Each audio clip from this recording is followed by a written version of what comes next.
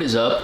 Welcome to Every Single Guitars, where the goal of this channel is to review every single guitar ever made. Today I have a very iconic guitar. There are several iconic guitars in the history of guitar making, but when it comes to Gibsons and when it comes to specifically jazz guitars, this guitar is arguably one of the most iconic and influential jazz guitars of all time. So today I have a Gibson ES-175D. So for me, when it comes to Gibson jazz guitars, there's only three, in my opinion, that can be said as the top of the top. And even though it's personal preference, some people may differ. For me, the top three, not in order, jazz guitars made by Gibson is probably the Gibson L5-CES. Beautiful guitar, extremely expensive guitar. I think brand new, it's $10,000, which is that's just mind-blowing, you know. $10,000, you can buy a car with that amount of money, you know. Then there's also the Gibson ES-335. In my opinion, that guitar is probably the most versatile Gibson I've ever played. You can play jazz, you can play blues, you can play rock, you can play punk, surprisingly. And then there also is this guitar, the ES-175D, which goes into the category of the great Gibson jazz guitars. So right off the bat, my first impression of this guitar is this cutaway. This is called a Florentine cutaway design with the sharp edge. And actually, the Gibson ES-135 that I reviewed also has this Florentine cutaway compared to a traditional Venetian cutaway, which is the rounded shape. For me personally, when it comes to design, I honestly do prefer the Venetian one. The Florentine cutaway, it does give you more accessibility and more room to go up the frets, up on the higher register of the frets, and it's actually really comfortable to play up here. But purely from a design standpoint, I don't really like this sharp cutaway type of thing. It's not really my preference. If someone showed me this guitar, exact same guitar, and one with a Venetian cutaway with the exact same specs, exact same color, I would take the Venetian over the Florentine any day of the week. But design has nothing to do with tone. Design has nothing to do with playability. When it comes to the playability of this guitar, tone of this guitar, no effect whatsoever. It's purely just the aesthetics thing. Another unique feature of this particular Gibson compared to other Gibsons is these pearl inlays. Usually when it comes to inlays done by Gibson, they either do a block inlay on, you know, the Gibson Les Paul Custom, or they do just a standard inlay design on a standard. But this particular guitar, there is a pearl inlay, but it's actually a split inlay. Right on the center of the inlays, there's a little split. So it actually shows you two inlays rather than one hole, which I thought adds a pretty unique character to the guitar. I personally don't mind, you know, the block inlay or this inlay, but I feel like for some people, this style of split inlay may add a more luxurious feel to the guitar. And to be honest, it should be like that because this is not a beginner level guitar. This is not even an intermediate level guitar. This is a professional, full professional jazz guitar and one of the most historical Gibsons ever made when it comes to jazz.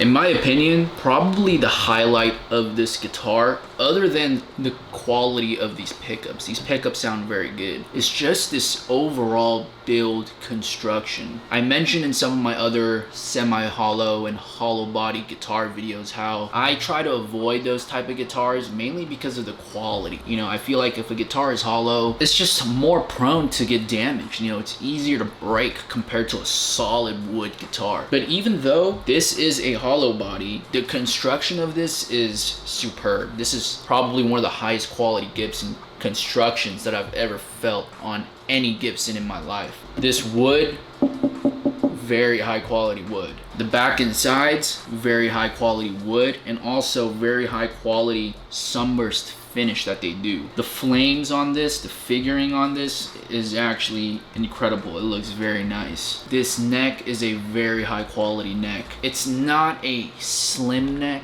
It's not a super fat, chunky baseball type of neck, but I say it's right in the middle. It's a great neck for jazz, obviously because it's a jazz guitar, but it's also a great neck for playing chords, just standard chords.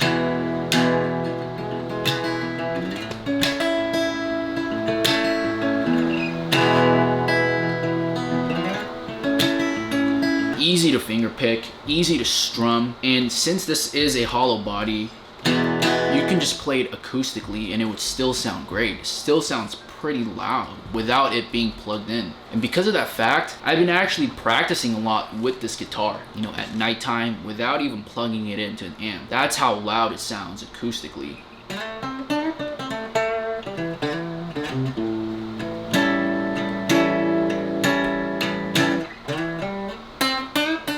Standard Gibson deluxe style tuners, vintage style with these plastic tuning pegs, and one of my favorite things on a Gibson, which is this crown inlay, this pearl crown inlay right on the center of the headstock. I think it gives it a very luxurious feel, a very classy feel to a classy guitar. So let's see how this guitar sounds plugged in, because let me tell you, this guitar sounds very good.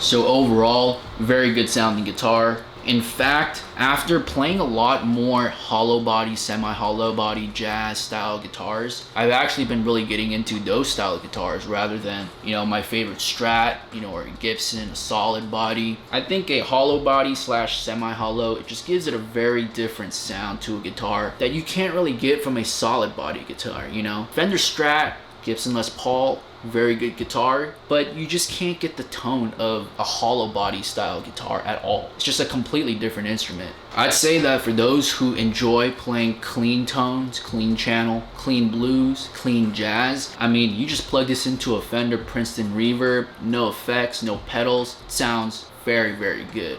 Overall rating, build, this is a 9 out of 10. Tone, this is a 9 out of 10. Truly one of the best, if not the best, hollow body guitar that I've ever held and that I've ever owned so far. Gibson discontinued this guitar in 2019, so unfortunately it's not made anymore. But for those looking for a quality, high-end Gibson jazz guitar, and you don't want to be spending $10,000 for a Gibson L5-CES, definitely check out this guitar, because this is probably on par, if not very comparable to the other Gibson jazz guitars. Very good.